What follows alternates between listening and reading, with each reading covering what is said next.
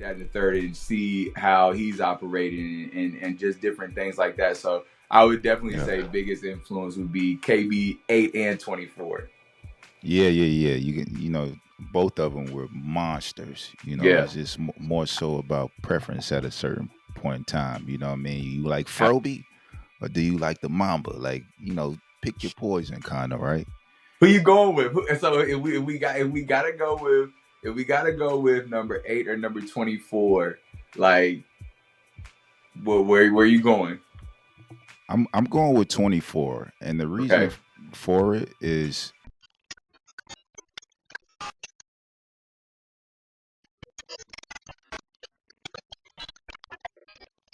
hey, welcome to another episode of the Couch with Rob Fields. I'm your host, Rob Fields, and today we got VA in the building. We have another Virginia native in the building, ladies and gentlemen. This is a special one. I've only spoken to this man for a short period of time, but as soon as we interacted with each other, we knew this one was going to be a banger. All right. So, ladies and gentlemen, give big hand claps to Hoop Love Academy's own Yes, sir. Mack Appreciate you, bro. Lewis. Appreciate you. Yes, sir. Yes, sir. Yeah. What's up, man? Welcome. Thank you for having me, bro. I appreciate it. Nah, man, I think both of us have been excited to have this conversation, man. I get to talk some real hoops. Our mutual friend later, he told me, man, you ain't asked me any basketball questions, but I'm gonna make sure that we get into some NBA stuff towards the end of the show, man. So Let's how do you it. doing, man? How's everything going? Man, everything is going well. Growing, evolving. I'm a father, husband, is along with being a leader. So, learning how to lead myself, lead my family, lead an organization, and just grow along that process. So, I'm blessed, man. It's a wonderful process right now. How are you balancing all of that? It sounds like you got a lot of irons in the fire right now. How are you balancing everything? Yeah, for sure. I mean, we talked, so me and you, we kind of, in those similar boats, and it's just embracing that step by step journey. That's something that we talk a lot about with HLA, with our kids, is that you have to take the steps. You can't take an elevator to get there, so you have to embrace the process. So for me, a lot of it is having my own personal time in the mornings before the kids get up, before everybody gets up, taking my personal time to collect myself, to read, to learn just about how to navigate these spaces that I'm going into. But yeah, man, it's a balancing act at times, but you just have to be patient through the process. Yeah, for sure. And we can't forget to take care of ourselves every now and then too. What I mean? Gotta Absolutely. keep, and also our wives. Let's put that out there too. Yeah. Absolutely. First. Yeah, Yeah, yeah. definitely. So Mac, you are the spearhead of HLA Hoop Love Academy. Mhm. Talk to me a little bit about where that love for basketball started. Man, the love for basketball, it started young. My pops, it was Showtime's Lakers, Magic Johnson, Kareem, James Worthy. I see the jersey in the background, so we already feel Yeah. that connection. But Hmm. I remember like, blue knee pads like on Magic coming up the court running a fast break. So like those were like the first times where I remember my love for basketball evolving. And me and some of my family members talk about it sometimes, and they'll mess with me. But while they were watching like cartoons and stuff like that, I was watching hoops. Like I was watching basketball. Like that was what I always gravitated towards, and what just spoke to me. So that love for the game happened really really young, and it's just continue to develop over the years. So it probably, I would say, started with like Showtime Lakers. I was born in '88, so like right in Yeah. that late '80s, early '90s when basketball was like, it was really popping at that time. So that was when the love came in. What about you, bro? Oh man, my mom introduced me to the game of basketball with that Okay. that Fisher Price basket, Yep. and Yep. the reason I don't know, man, me having a basketball goal growing up was a tool to bring in other people. Mm-hmm. So when my cousins came over to the house, they were a lot more eager to be a part of what we had going on because little Right. cuz had a basketball goal. Yep. And I was a shy kid, so I spoke through hoop. Yeah. And then it was an opportunity for me to spend some time with my mom because Right. she wasn't the greatest hooper, but she loved the game. And Mm. she just was feeding me basketball, you know what I mean? So once I found out that it could be something, Mm-hmm. which was early, I'm talking about like Yeah. 3 years old, Right. then I was like, yeah, I need more. And then Yep. my hunger for it just never stopped, bro. Yeah. It never stopped. Yes, Yeah. sir. Oh man. Yeah, it Yeah. happens like, and that's the thing, like when you're drawn to something, like a lot of the, just stemming from what you shared, like a lot of the conversations that, I have with parents a lot of times when they're, talking about their kids starting to train with us, this, that, and the third. Early on, I have conversations with them and conversations with the kids about like, is this something that you love to do? Like, is this something that you really like to do? Because, with people like myself and you that really love basketball, and not just like basketball, the things that it brings, like the memories that it evokes, Oh is yeah. like there's which was strategically why it is Hoop Love Academy, because it's like there's a love of this, you know what I mean? And so through that love, like there's so many things that get generated through it. But that's something that I always am asking the parents and the kids, like, does your child love this? And even asking the child, like, do you love this? Because I love this, so I pour that into whatever it is that we do. So yeah, man, it's just interesting from that aspect. Yes, I mean it's a beautiful sport, and like you said, love is. I don't. Maybe when I was coming up, I didn't always know how to love on a woman, but I Mm-hmm. knew Yep. about true love when it came to hooping because I was willing to sacrifice. I put Mm-hmm. time into it. I Mm-hmm. molded and cultivated it into exactly what I wanted it to be. Yep.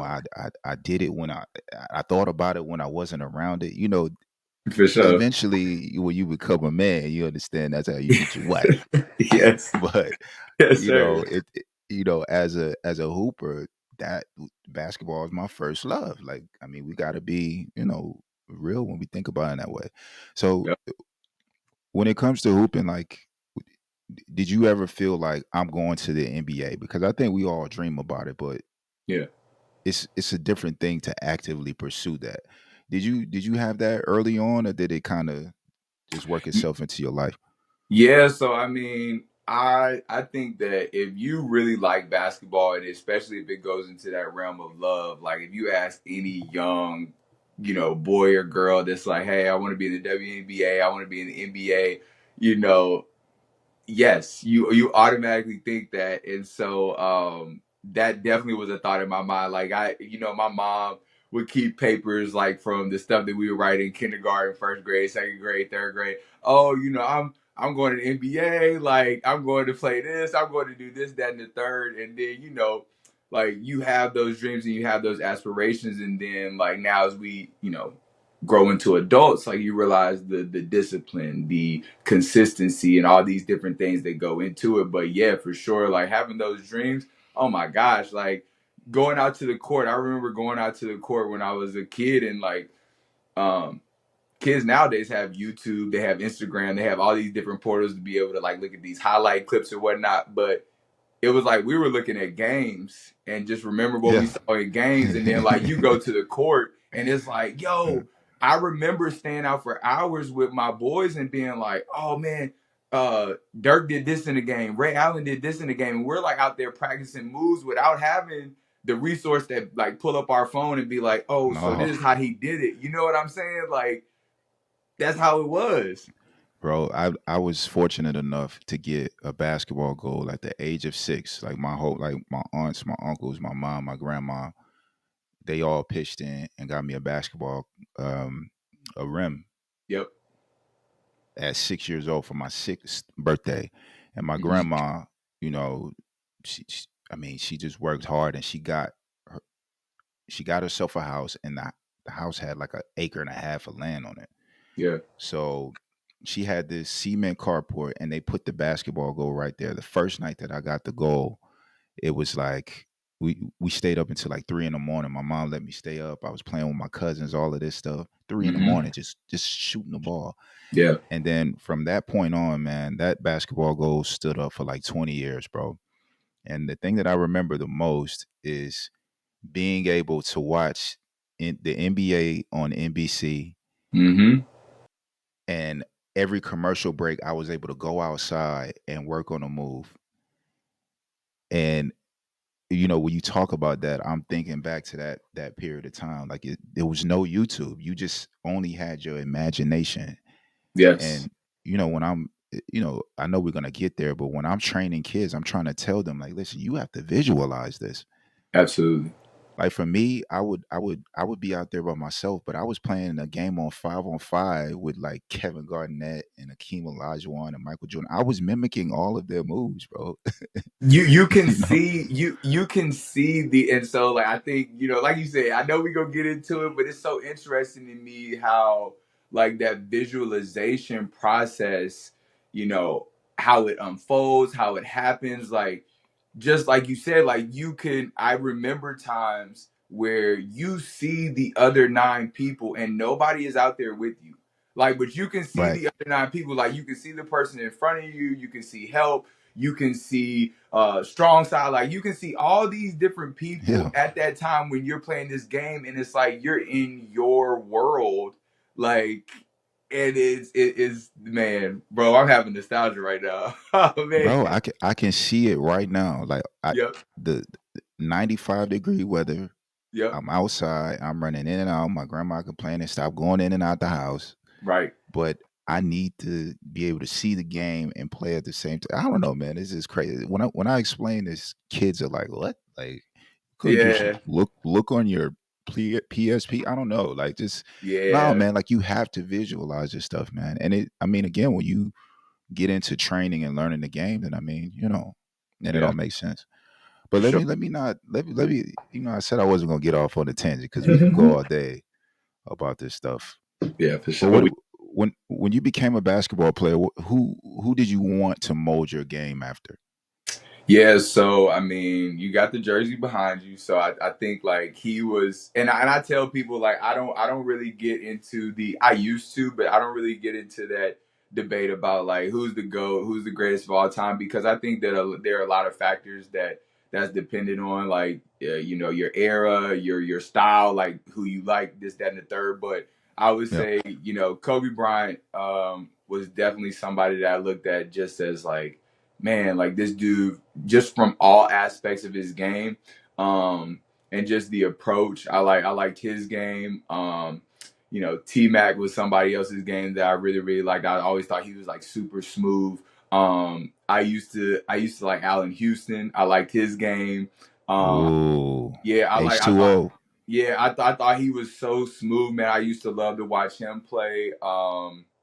And I mean, the list goes on. Like, there were a lot of people that I really, really liked the game, but I would say Kobe would definitely be the number one person that I was just like, man, this dude, I could watch him, and even still today, like watch old clips, old games. Like I watch full games. Like when I'm doing every day, I have like a research and development time frame where I'll just go back and look at different aspects of the game to help with training, and like I'll watch old Laker games. Like I'll watch games from 2003 where they're running this, that, and the third, and see how he's operating, and just different things like that. So I would definitely Yeah. say biggest influence would be KB 8 and 24.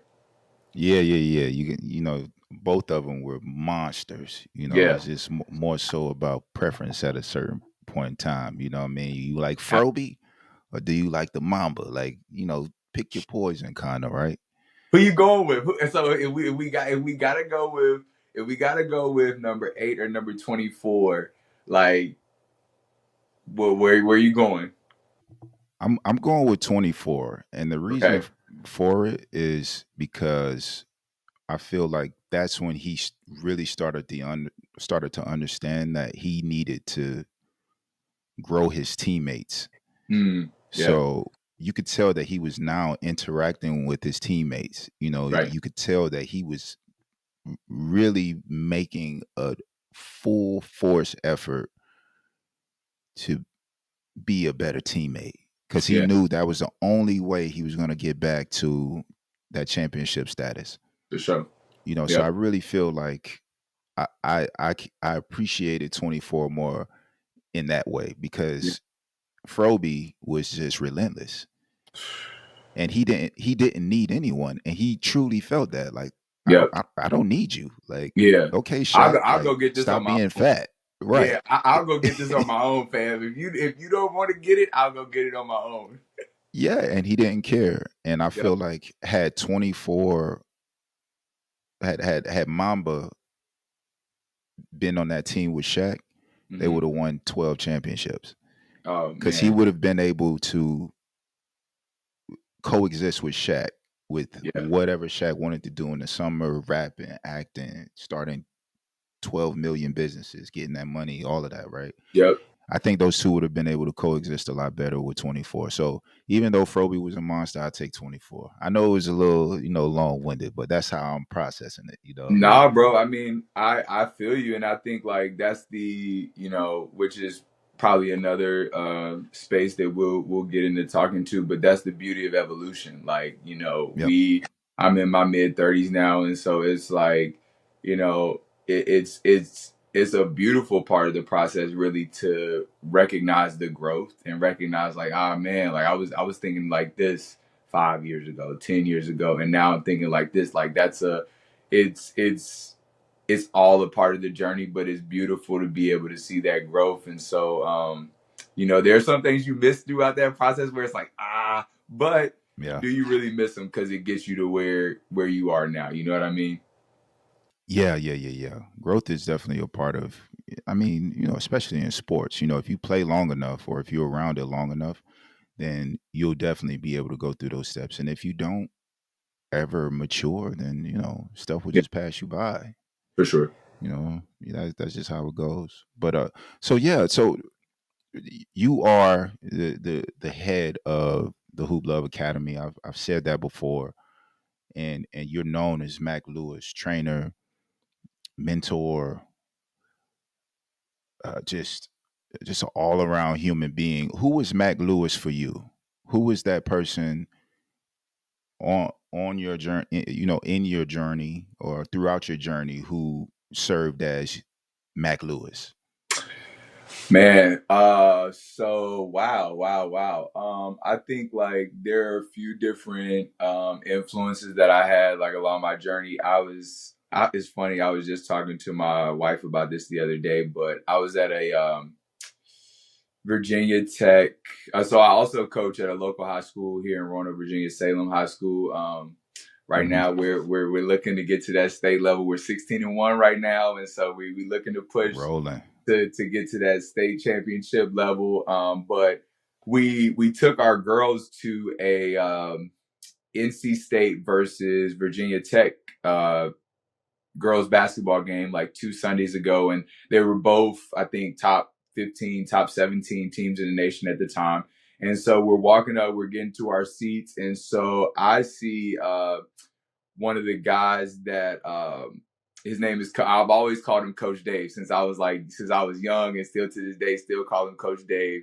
And he wasn't even my coach. Like he wasn't my specific coach, and he coached my younger sister, but he would allow me to come in and to like help with practice. Like he would show me different things, he would teach me different things, and he was a very high level player at Radford University, and he would just talk to me about, oh no, like when I was in there, so I was getting game outside of what my coaches were talking to me about. Like he was teaching me like the little nuances of the game, so he was Yeah, he, yeah.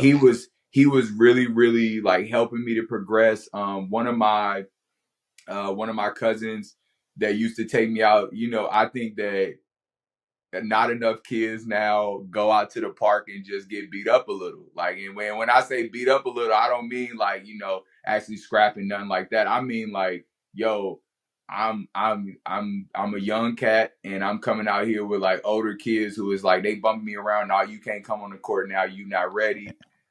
Go ahead. And Go we ahead. not no, I was just about to say we not respecting that foul call. Get out of here. Yeah, Man, like that's a foul. Yeah, right. and that's how like so those were early influences that I remember that kind of like my cousin, like I said, Coach Dave and my cousin Jason, like whenever, I had it was, primarily at times it was me, my sister, and my mom. And so it was like he would walk past my house and he would be like, yo, you trying to go to the court? And my mom would be like, yo, like go ahead. And I would go up to the court with him for hours, and it was like they would like, you know, my cousin is what, maybe 6 years older than me. So it was like I Yeah, got yeah. introduced to things that it was like, this is what you need to know. Like these are things that you need to be able, which you may not learn that in a practice setting. Like you may not learn that from Right. somebody that's got to stay. So those were early people that really like helped me to advance my learning and IQ and understanding of the game. Yeah, and I mean those people are necessary, and like you said, by going outside, like you probably gonna encounter some of those hoopers that won't be able to come into the high school and practice. Yep. Those are the ones that's really gonna teach you how to hoop because there's no boundaries for them. Yep. They own that court. Yep. There's no refs that could save you. So when you go Yeah. out there, it's nothing but learning, and eventually, I like to I use this metaphor when I'm trying to tell kids what to expect when you're going into a highly competitive environment. I mean, if you go into the lions den, you either become a lion or you become food. Like it's not much gray area when you're really competing. Yep. So when you going out there to those parks, that's what you're faced with. If you're going to Yep. be on the court, you better become a lion. Yep. It's going to take some time, but this is a part of that process. You Yeah. if you're like you said, it's like it's not really complicated. Like it's actually very simple. It's if and you were talking about if you go into the lions den, it's the jungle. It's the jungle. So it's like you have to learn how to abide by the laws of the jungle or you don't. And if you do, then you pick these things up. Like you learn, okay, like I have to respond, I have to move this way. I can't move this way. If I move this way, I'm food. If I move this way, maybe you still are on that learning curve, but at least you're starting to uptick in that Yeah. space. But if you don't experience that, and to your point, um, there are countless amount of people who it's like because of X, Y, and Z that have maybe never played in certain spaces that have the game to play in that space. So it's like if you learn how to play with those people where it's like, okay, I might not see them playing in this space, but I hoop with them here and I at least know this aspect of the game. When you transition to, all right, we got officials, we got this, we got that going on, you still have that in your bag where it's like, oh, but I know about this too. You know what I mean? Right. Right. Right. Right. Right. So yeah, Yeah. bro. Yeah. I mean, it's an important conversation because we talked a little bit about it in our pre-recorded meeting, and all of this stuff translates. We want to see the kids get the best, but I mean, you got to get some flavor from the other side too. It For ain't sure. all peaches and suburban areas. You know what I'm saying? Like Yep. sometimes you got to really go there to find the real hoopers. So tell me a little bit about Hoop Love Academy. We've spoken about it a Yep. couple times thus far. Where did that idea come from? So I had just I lived in Charlotte for 5 years, moved back to Virginia in 2018. And when I moved back, I started coaching at Northside High School. And so um we that 2018-2019 season, we had I think we had three seniors on our team, and one of them right now is playing at James Madison University, Julian Wood, and he just eclipsed the 1,000. scoring point mark at JMU. Casey Draper, he played at Roanoke College and now playing at a school in upstate New York. And so these two guys, when I got back, I was in a player development space. And so I was, working with the guys on like just the particulars of the game. Like, hey, if we're gonna get to a 2 dribble pull up out of this, like we gotta get there like this. And so we ended up culminating that season by winning the state championship. And after we won the state championship, during that period through the next upcoming season next year, I was like, man, I feel like there's a higher calling here because I felt like, okay, you're teaching and helping these kids to understand like the nuances of the game, but I was going through a personal transition at that point where I was sitting in quiet now. Like I was sitting just in silence and like starting to learn more about myself and about my life. And so it was late May, and I was asleep and I woke up at like 3 o'clock in the morning and I just like sat up in the bed and I'm like, and I wake up, get out of my bed, go into the kitchen and just pull out a notebook and I just start writing. I just start writing. And I stayed up for like the next 3 to 4 hours, just writing out this vision. And the next day I called my family. I called one of my family members, Trey.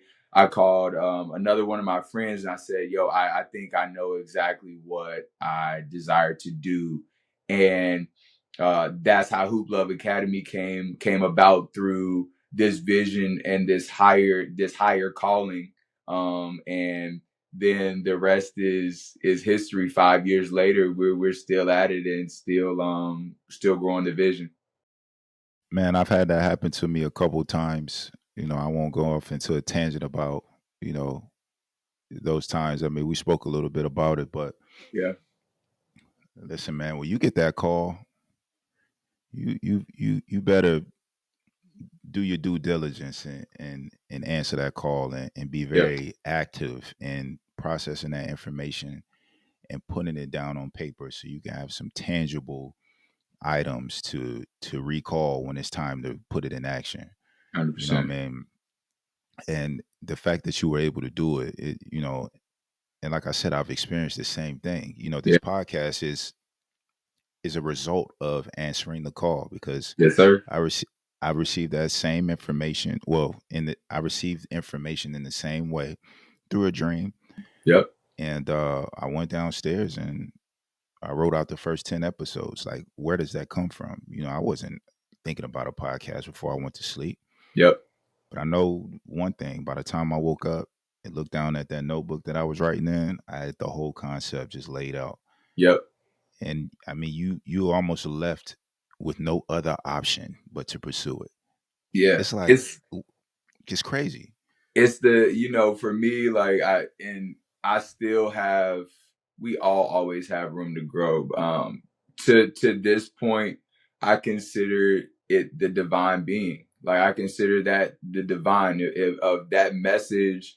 What I can't, I don't want to botch this, but I think like Jay-Z says something like, we was who we was before we got here. Like, and so Yeah, it's like we, like this is me. Like this was me before I came here. Like this is just me answering and giving my energy, giving my all to what really is me. And that spoke to you, that divinity, that divine that spoke to you, that wrote those, because physically, yeah, you're writing it, but it's all coming through you. So I think that, just answering that being a call, I vessel. think that, yes, we're Yep, vessels. We being are a vessel. vessels. Yep, Like we are vessels. Like the message, like as much as I love HLA and as much as I love hoop, the message is bigger than that. Like the message and the ability, the opportunity to pass on that message through generations is bigger than it transcends basketball tenfold. You know what I mean? And so it's just it's a beautiful process, bro. yeah, and I mean what you're doing is fantastic. Just being able to bring you know players together through this sport because Yeah. I think we understand that basketball provides us with so many special intricacies that we could just apply to not only success in the sport but just life. Yes. It's just there's so many life lessons that I'm applying right now as a former basketball player. Man, it's crazy, and I'm sure you are the same way. We Yeah. want the players to understand that portion of it. For sure. Yeah. So just hearing about Hoop Love Academy, just what does someone need to start a basketball academy? Wow. Great question. What does somebody need to start a basketball academy? So I would first say, that vision of that vision, that direction of where you want it to go, what you want to see. I have like, I would just say, I don't know how many it is, but just notebooks, like notebooks upon notebooks upon notebooks of just like notes of, hey, this would be something cool to Mm, get into. Like this would be something cool to do. And the planned out detailed vision may not all be there, but that's where the work is. You know what I mean? But having that vision, I would say that would be the first thing. Something that I won't even say I wish I learned it earlier, because you come into things when you're supposed to, but you need people. You need a right. team. You need people that and that's where the vision comes in. You have to be able to communicate the vision of what it is that you want to see happen, and then enlisting those people who believe in the vision, and sharing that with them. That's really important. And then I would say outside of the vision and the people, the work ethic to, day in and day out, um, pour into what it is that you've curated as your vision, and those people that you've enlisted. Now you have to do the work. I just tweeted it like Mm, last night. It was late last night, but usually Saturdays and Sundays I reserve for family time, chilling. Like, hey, I'm just gonna relax, because usually throughout the week, Monday through Friday, I'm I'm doing different things. But right. last night, my daughter was asleep, my wife was resting, and there were just things. It was raining. There were things that were on my mind. So I'm in the lab, like I'm in the office, and I'm like, all right, like, doom, like these are deliverables that I have to get out. These are actions that have to be taken next week. So I tweeted out last night, do the work. Like, and you have to do the work. You have to, Right. once you have that vision, once you have enlisted people that believe in your vision, are willing to help, you have to do the work. There is no, and I make this a consistent message to the kids that are a part of HLA. There is no shortcut for the work. Like, you have to put it in. If you don't put in the work, don't expect this. you Right. know and even sometimes when you do put in the work, sometimes it's like, man, like you can shoot 1,000 jumpers in a week, and you have a game on a Friday night, and then when you get in the game, when you really really want to hit that shot, you miss it. That doesn't mean that you haven't done the work. It's just a part of the process. But what does that mean? Now you have to do more work. Yep. Exactly. And who So, and that's that I think that's what we found out who's who because for sure. as coaches, I mean we've done it as players too, but as coaches, are you going to cry about it? Or you going are you or are you going to do whatever you can Hmm. to not have to feel this again? Yes. And you have to be crazy enough to know that I'll probably feel like crying again if it happens again, but I'm still going to go back and do everything in my power to never have to experience this again. Absolutely. You have to be crazy to be an NBA player. Of course, you have to be talented, but you have to. Yeah. We were talking about it before. Like you have to see things that aren't there, dude. That's Yes. crazy. Yes. That's crazy. Like, dude, we are Yes. out there hallucinating in our workouts. Like, there's no Yeah. one here with us, bro. Yep. Yep. And I try to get the players to understand it, but it's just there's so many different layers to what even I had to do, and I never made the Mhm. NBA, Mhm. but I had to be crazy, bro. Like Yeah. y- it's always about the next shot. This is how they teach us, right? Don't think Yeah. about the last shot, especially while you playing. It's Right. always about the next one. Do it the right way Absolutely. the next time. And Mhm. to have to be programmed to think this way is crazy now on the Yeah. other side. But if you want to be this, Yeah. if you want to be a star athlete, these are the things that you have to become crazy essentially. Yeah. You have to. I mean, and like the I was we were so we do so right now we have this one workout series that we're launching, and it's called Go Workouts, right? So the Go is an acronym for grinders only. And so we strategically place them at 7:45 in the morning on Saturdays, because it's like if you're only grinders are waking up at that time on a Saturday morning to get work There you in. go. You're Hmm. not like, no, if you're not invested in the grind, which everything that stems from HLA, really, that we create um are things that I wish, and we talked about in our pre-recording meeting, but I didn't have anybody that was in my ear that was saying you have to be disciplined.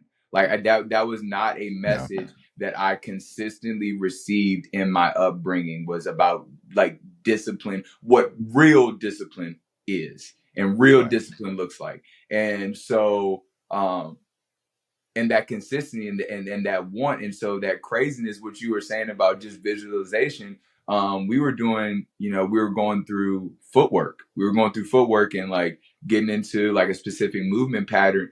And I stopped one of the kids and I was like, but you have to see this defender and where his, like, you have to see where his feet are. You have to see where that wingspan is. So exactly, because if you're doing this move right now, the way that you're doing this movement, you would run right into your defender. So Right. because you don't see them right there in front of you, you're not recognizing, oh, I'm going to have to take a curved angle versus this straight line angle that I'm taking right now, because he's there. He's right there. Right there. So you are going to have to go here versus going right here. But in order to do that without my cue, you need to see that. And like you said, in order to do that, you have to, like, there's something that has to go on up here first. Yeah. It just has and then even when you get into these games, right? You're anticipating the defense's movements. Yep. You're looking at hand placement on the three passes away. Like Yeah. I have to see all of this. This is the only way that you can really Yes. be a Yes. star on a team or Absolutely. a, a valuable piece to a team. Like you have to anticipate things. I mean, Yes. the feel is and the reason why I'm getting like into my head about it is because I'm coaching as well, and Hmm. I always love talking to other coaches about how the how, Hmm. because at this point in the game for me, I feel like at times, not to throw any players under the bus, I can't I can't reach them. So what would be your approach Hmm. to bringing out competitive spirit in players? Man, compare. So I was, you know what? The guy's name, I just know it's Evan, and his last name it starts with a Z. But I was reading an article about him on Twitter, and he was talking about like these 8 categories that just breaking down players. And so one of them was feel. And he was like, out of all these 8 categories, feel is the most difficult thing for a coach to try to teach a player how to feel the game, like how to feel these different things. And so I think that, like you just said, with the competitive nature, and bringing that out of a player, I think that like there may be a lot of different approaches. One of the things that I do is I put him in a lot of competitive environments where it's like very, very, I tell our kids, like we have some kids that play. We have 2 locations, so we have 2 gyms which offer 2 different environments, really. And Yeah. so I'll consistently talk to the kids about, hey, we have workouts here, but you should probably also show up to workouts here too, right? Because then, like, and I think that being around people that show you, it's just like you talked about earlier with the Lions. Then, when you are around a lion, then in some way, shape, or form, that energy is gonna rub off on you. Yeah. And because you start to pick up on it, like, oh, okay, like this, you see that lion's results. You see, oh dang, that lion went out and got a lot of food. Like that lion Yeah. got a Right. that lion got a big kill. I want to eat like that. How do I eat like Mm-hmm. that? And now it's like you have to start being around these lions. So I think like just bringing out that competitive feel. I think that there's a lot of aspects to it, but I know like we do like a lot of exercising, and right now we're building out our curriculum because and that's one of the layers of our curriculum is that competitive feel aspect of the game, because understanding that and being a self-starter in that way and not having to have a coach coach you to be competitive. If a coach has to coach you to be competitive, you are behind the 8 ball at that point. Hey, there you go, Mac. You're All right, behind guys. the 8 Thanks for ball. this episode today. No, I don't want to cut you off, man. Go no, no, you're ahead. good. I was just gonna say, if a coach has to, I tell. So our AAU season is about to start up now, and or actually it's starting up in April, and so we're actually have our second round of tryouts today, and the reason for starting up like 3 months ahead of our season starting is because culture and like conditioning and things like that, we're getting that out of the way early. But one of the messages that I tell kids, whether they're playing for our AAU program or whether they're coming into classes, is that I'm not coaching your effort. I won't do it. I'm not because if you've signed up to be here, or if you've told your parents, hey, this is where I want to go, this is what you wanted to do. Right. So why would I coach something that it's like when you signed up, you should have bought that with you. You know what I mean? Like, Precisely. There you go. so I mean, I don't know, like maybe I didn't answer the question well, but when you talk about like the competitiveness, it's like I really, that's what I bring to the table with anything. I want to compete in the right way, obviously, but I bring that to the table with anything, even with leading HLA. Like I'm competing with me. Yes. Yes. Yes. Yeah.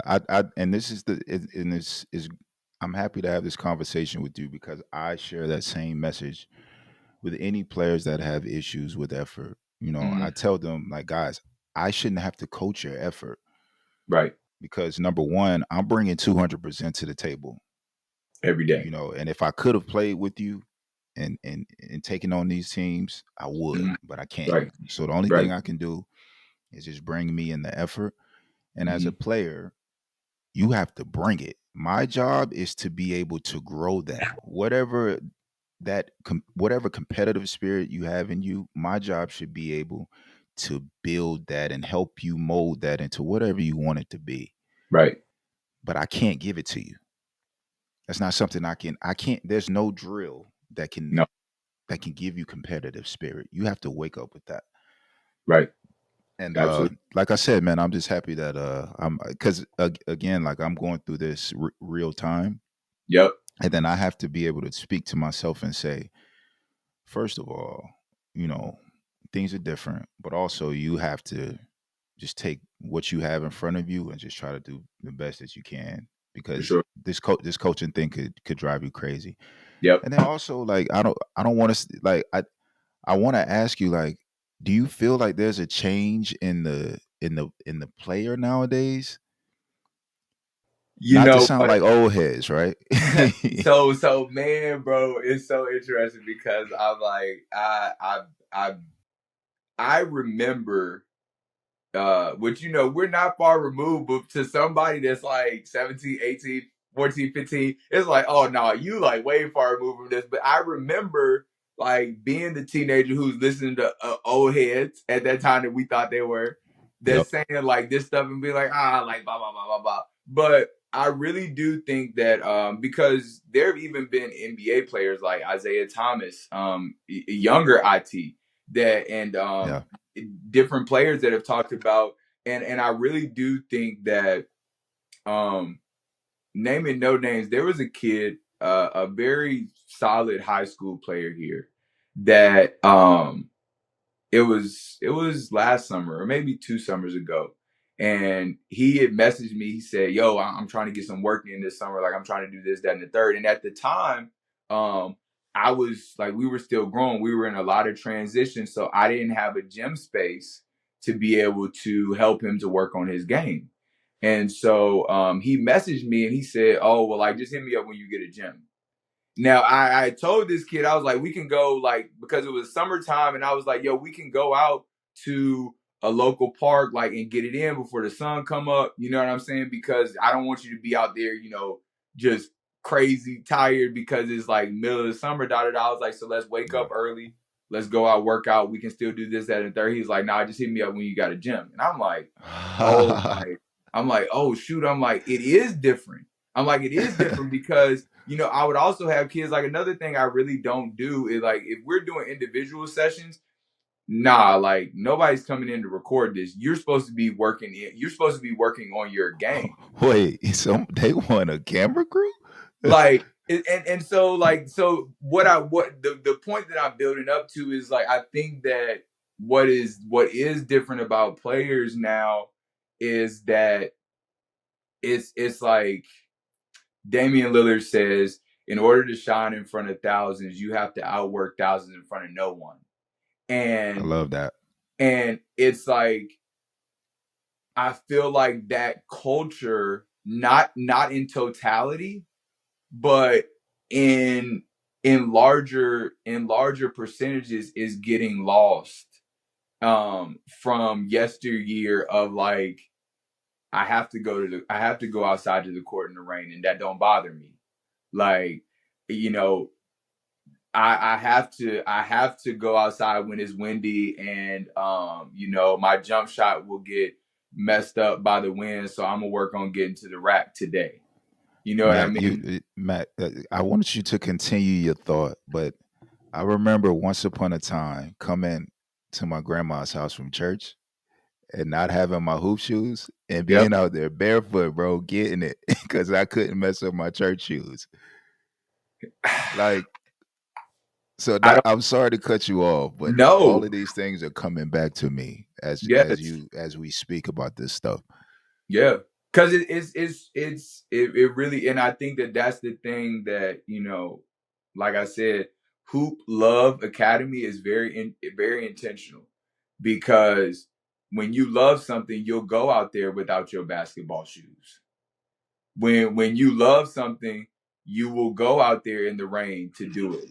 Right? Like you when you love something, it just changes everything. So I think that the love of the game has, I won't even say it's been lost, but there's something that is like come in the place of the love of it.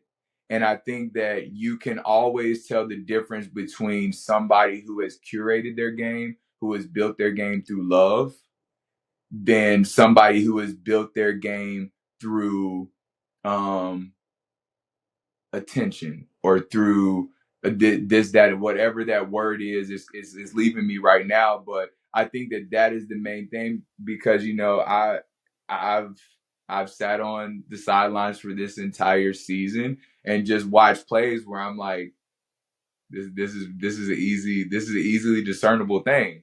This is an easily discernible play and read right here. But it could go deep. It Yeah. could go For deep. four or five more dribbles, maybe, a little bit too much shimmy where you could have just got there in two dribbles.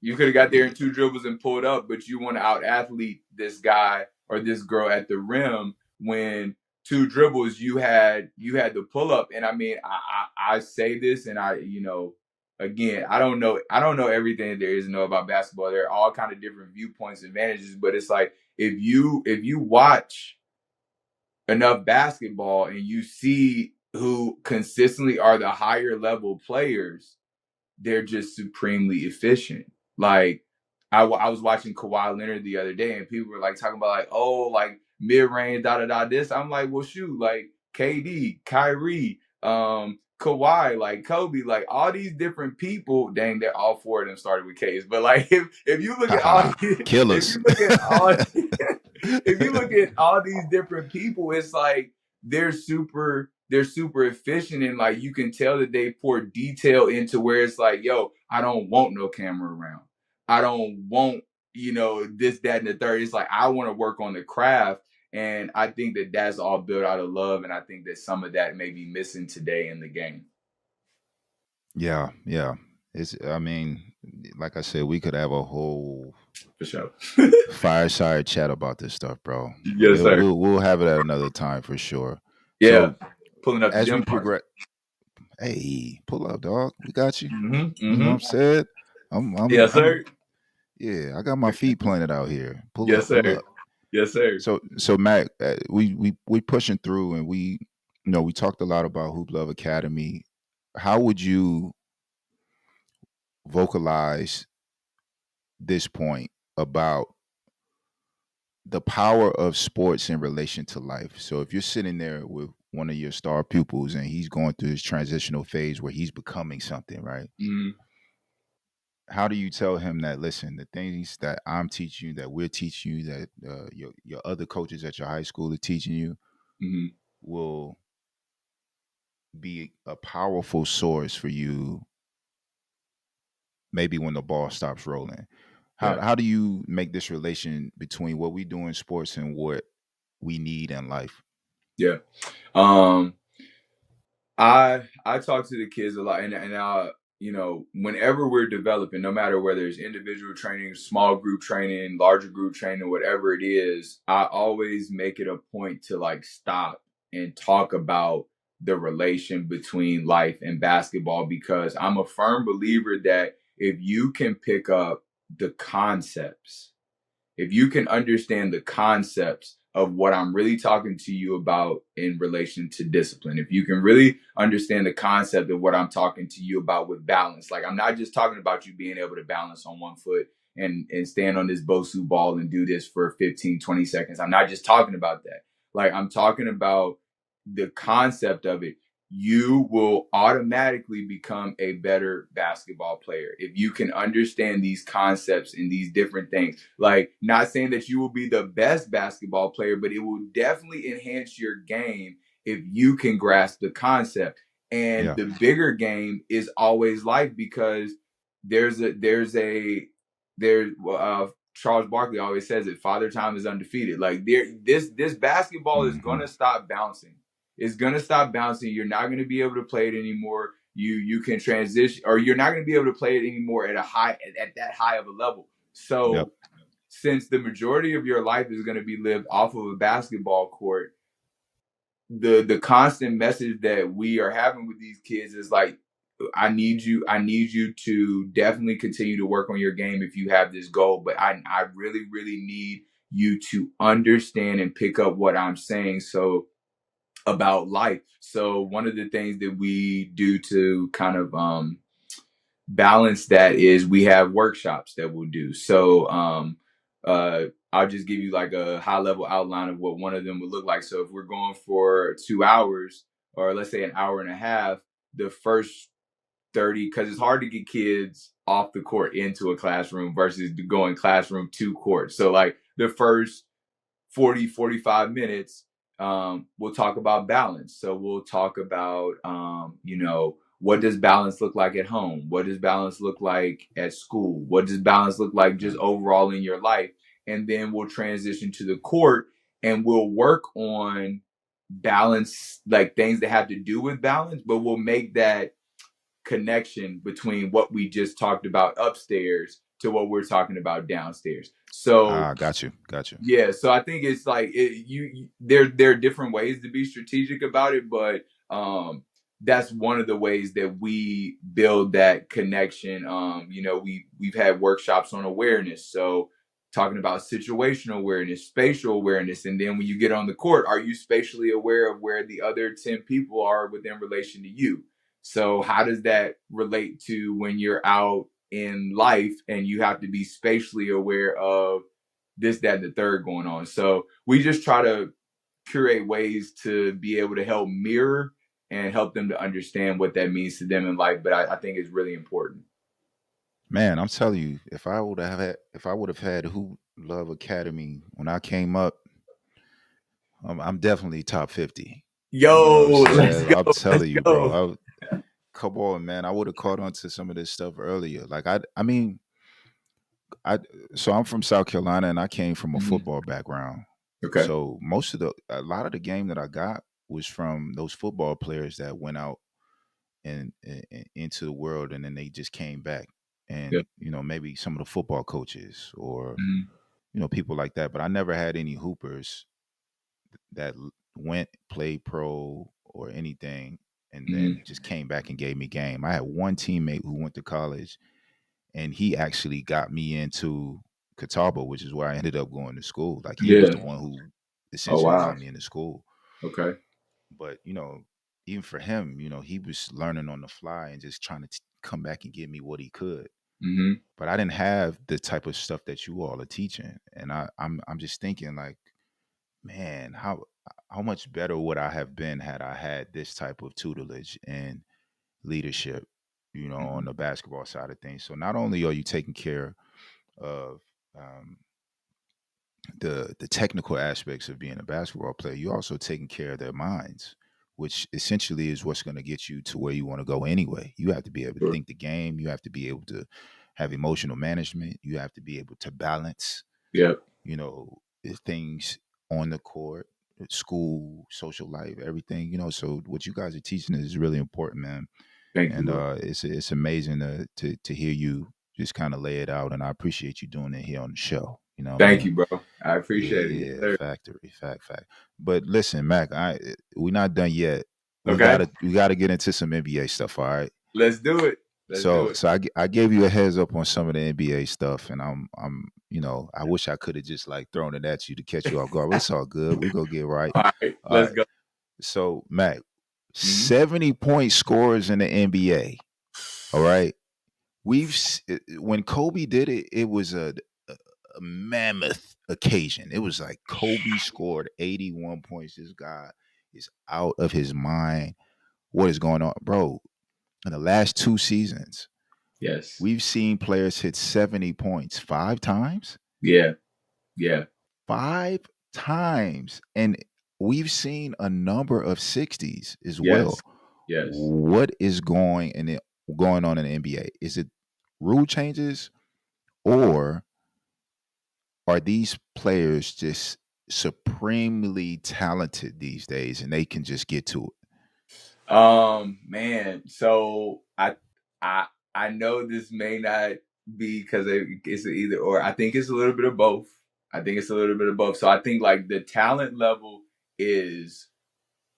level is just wild. Like the talent level is wild, Yeah, and then you have so many elements like the spacing on the floor. Like I was looking at this thing earlier, and OKC was coming down. Shea had the ball, who is crazily talented. Like I'm he's talking so about, good, bro. bro. Shea is so like he is so talented. But I think He's like so when I good. looked at like the setup, like you have, I think Chet was on in one corner. I think he's shooting like 38, 39% from three. I think you had like Josh Giddey, and I can't remember who the other people were on the opposite side, but they're shooting anywhere between Probably like, Williams, right?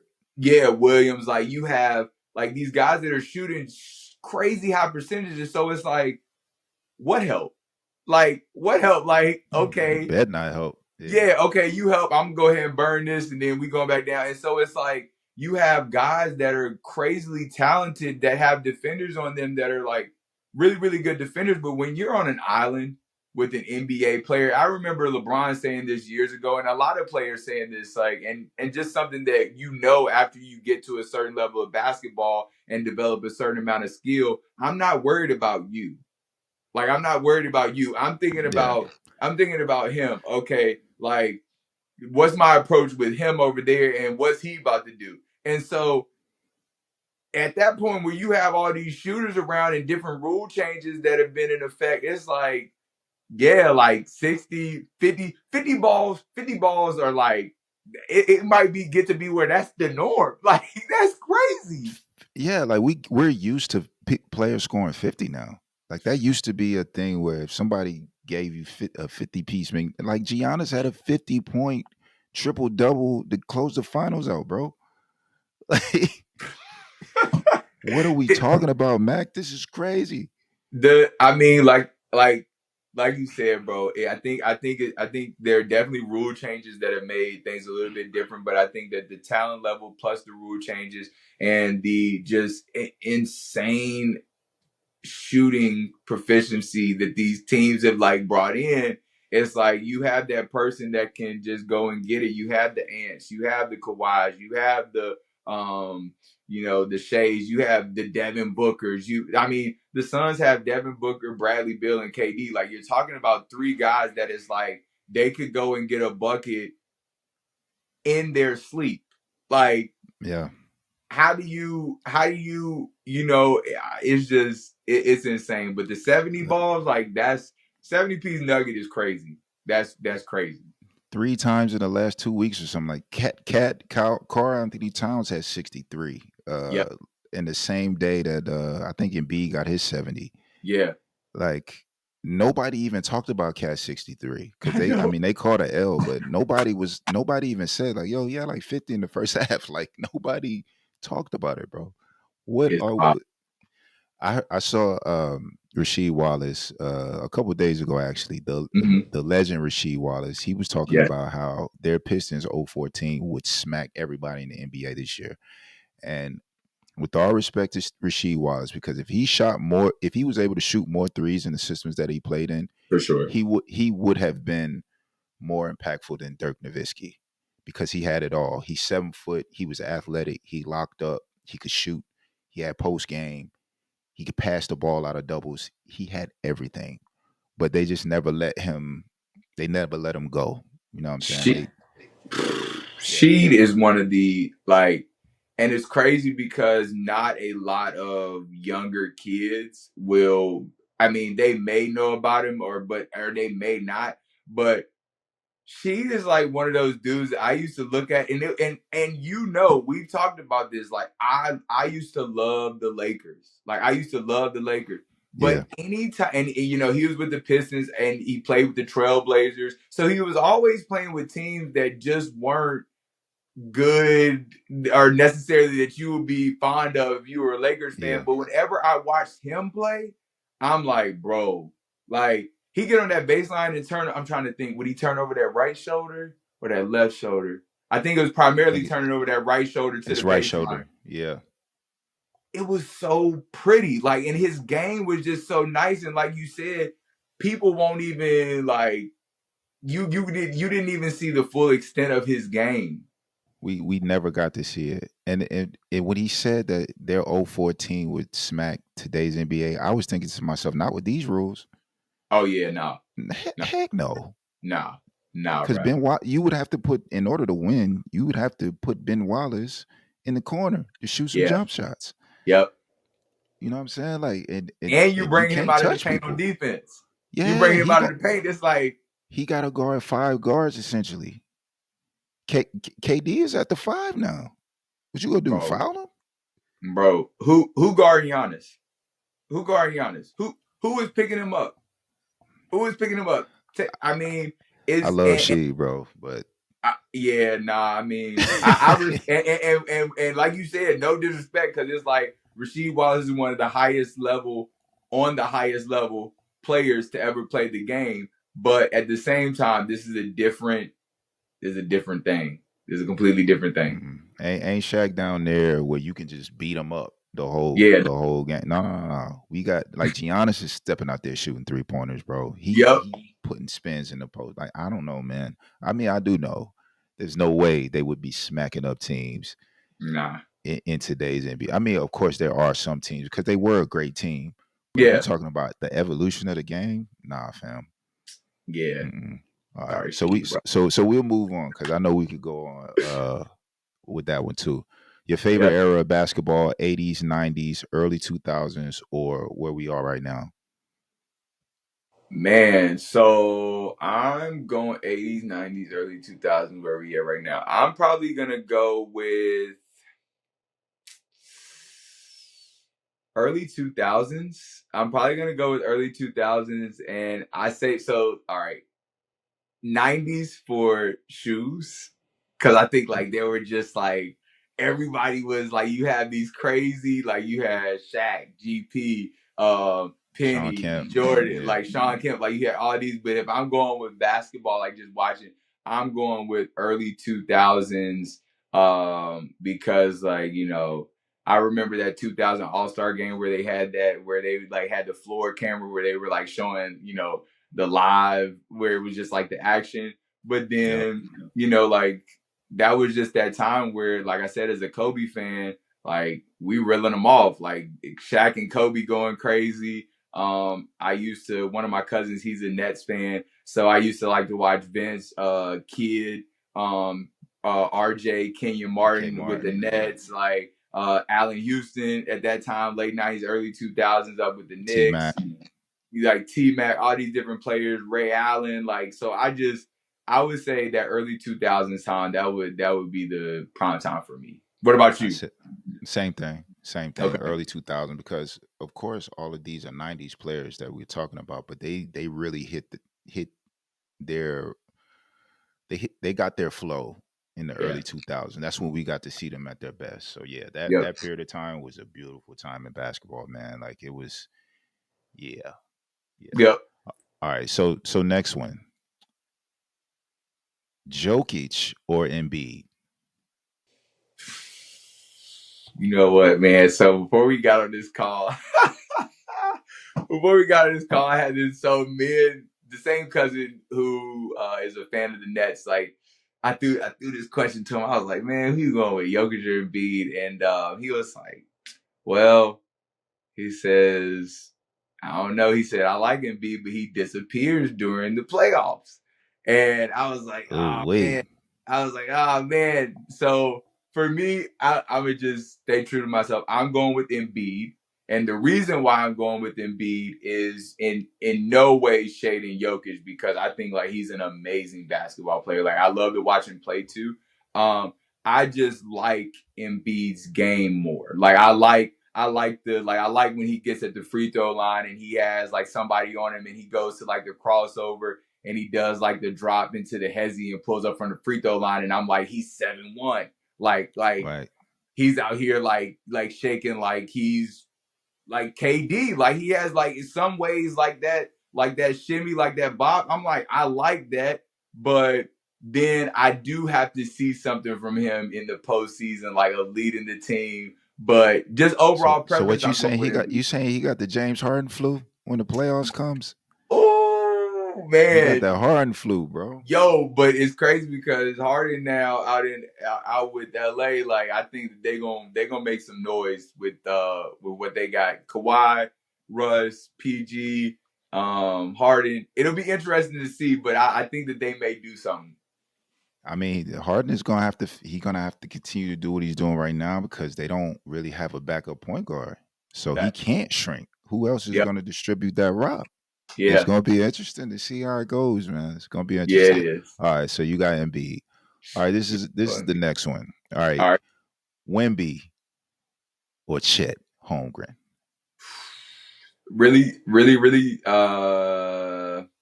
I won't say tough one, but Chet, OKC is number one in the West right now, so it's he's leading it. I'll say Shea is leading, but he's definitely on the number one team in the West. But I'm gonna go Wemby. I really like his game. Like I've been watching him play a little bit more, and I mean, obviously he's a rookie, so him and Chet both have a lot of years years to decades to develop.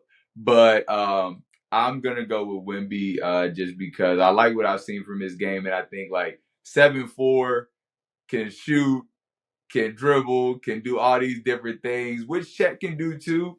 But I'm going Wemby on that one.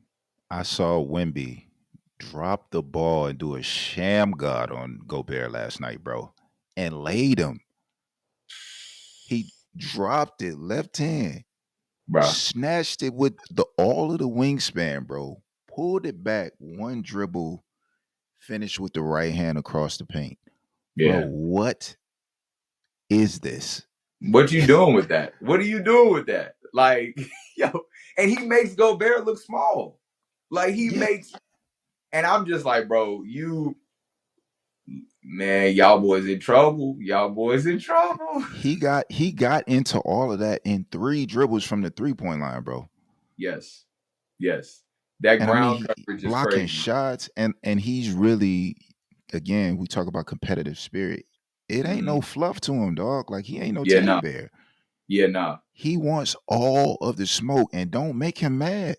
yeah, Cause we've seen it a couple times this year. You know, people start probably chirping a little bit, for fans sure. chirping a little bit, and then he gets pumped up and Oh yeah, he goes off. So, oh yep. yeah, yeah. Wemby is Gilbert Arenas makes a great point every time we're talking about young players and like where they stand against other young players.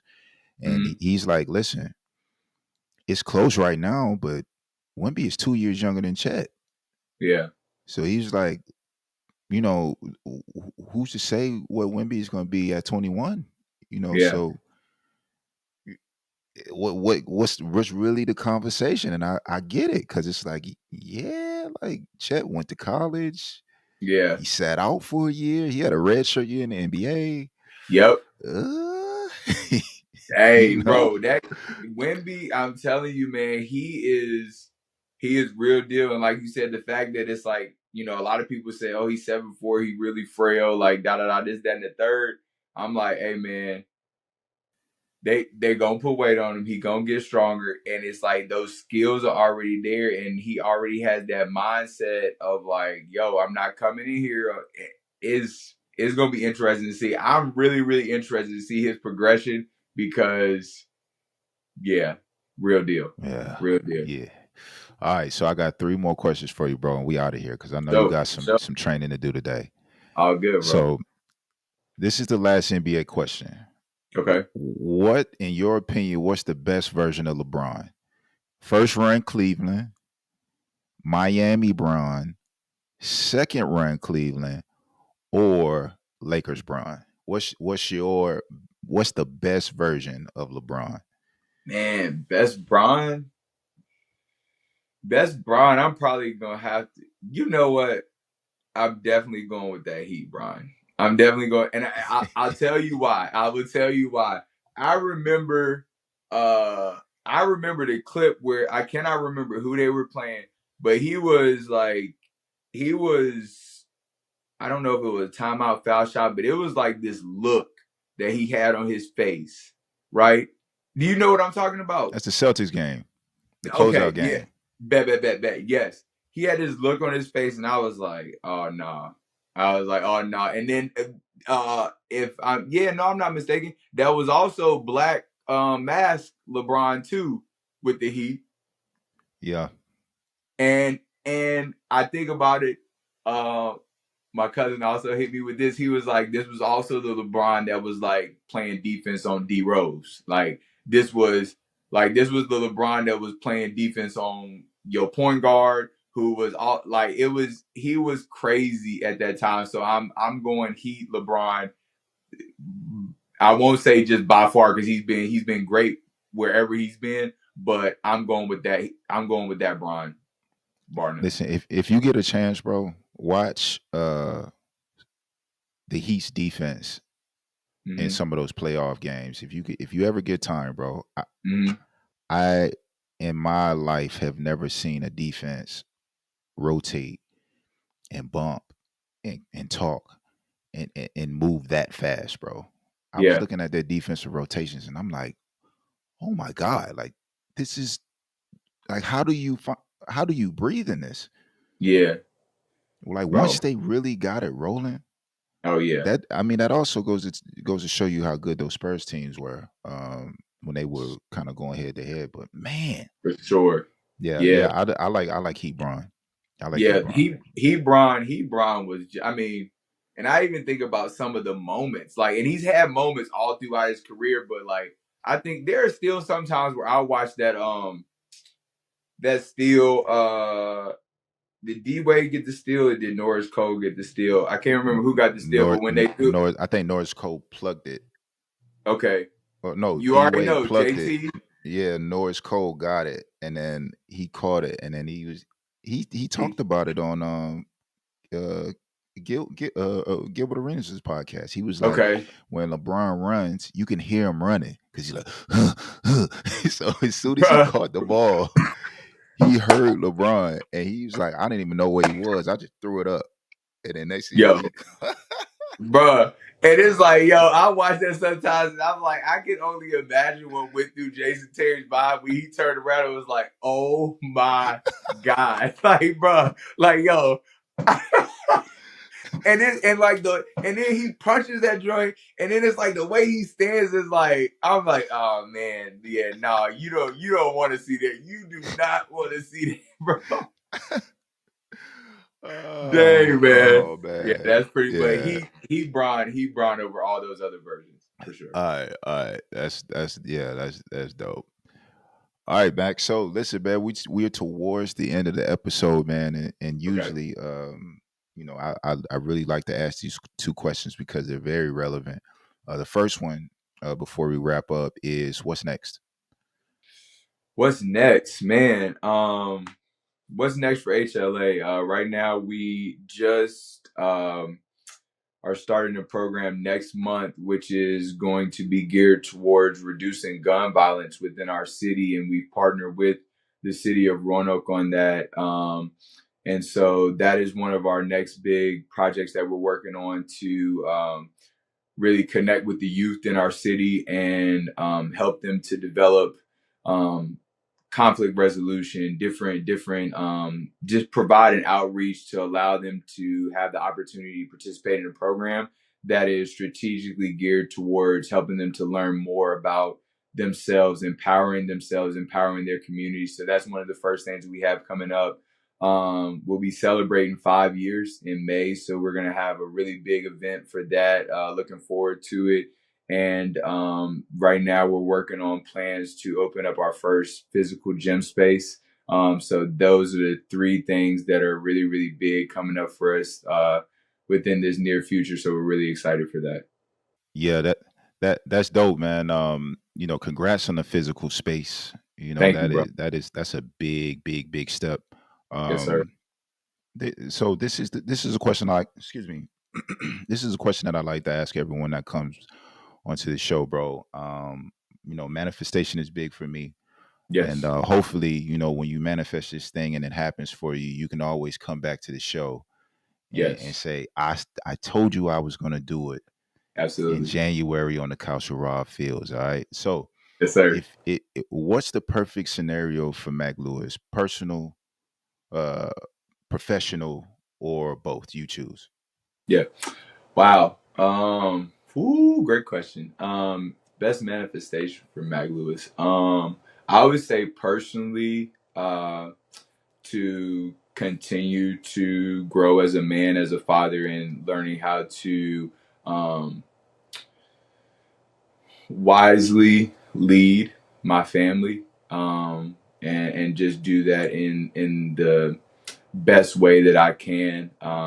And like I think we said at the beginning of the conversation, through just continuing to learn and to grow and to be really, really aware of how I am growing within that process. So, like, personal manifestation is really just being a better version of myself, and leading my family. And then I would say manifestation in the professional space. Is becoming the premier training organization and development organization within Southwest Virginia, and surrounding areas, and really curating an environment where these kids youth, young adults are learning how to play the game from, like you and I talked about, a very always keeping it technically sound, but ultimately developing through love, and really learning about that bigger message of growth throughout life, and taking that message and spreading that love elsewhere, wherever it is they go.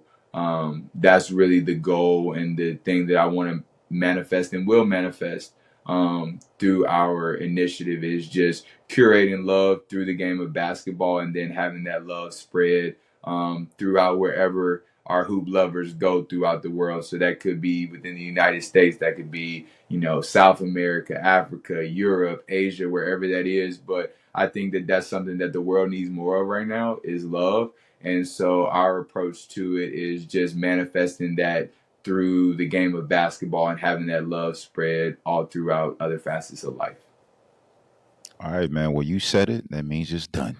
All right, we can Hey, go ahead and put that in the pot, man. yes, sir. Yes, It's sir. done. All right, Mac. Before we get out of here, man, please let the people know your socials, and then yeah, we'll get up out of here. Yeah, so Instagram and Facebook and TikTok, all of those are at Hoop Love Academy. Um, and our website is www.hooploveacademy.org. You can go there, learn about our programs, our events. We are a nonprofit, so you can also learn about ways that you can volunteer, ways that you can support. We have merchandise, apparel that also filters back into our programs that we put on for the kids. So everything is at Hoop Love Academy. No underscores or anything like that. Just straight Hoop Love Academy. You can find us. All right, ladies and gentlemen, there you go. At Hoop Love Academy. Go follow all of the Yes. pages. Show love and support. They got some really, really good basketball content over there. And also, they're in the business of building better young people. All right. Yes. So Yes. shout out to Hoop Love Academy. Also, Mac, man, thank you. Thank you, bro. This has been a pleasure, man. I'm so happy we got to do this. And the conversation, like I said, we could have gone a lot deeper, but you got things to do, and my whole family is sick. So hey, look, Hey, look, man. I'm telling you, we are going to continue to converse about this, man. I'm really, really grateful. Shout out to Layden for being the connection here. Great person. And I'm looking forward to this being a relationship that we continue to build, bro. So I appreciate you, man. Thank you. Yeah, nah. We locked in, bro. We locked in. I mean, we connected on a deep level, man, just through a couple minutes of chatting, man. So I feel like that's definitely in the cards for us, man. I'm really happy about this. But ladies and gentlemen, listen. This has been another episode of the Couch with Rob Fields. You know how we give it up when we get out of the show. All right. It costs nothing to be good to someone. Be good to someone today. I'm your host, Rob Fields. He's Mack Lewis.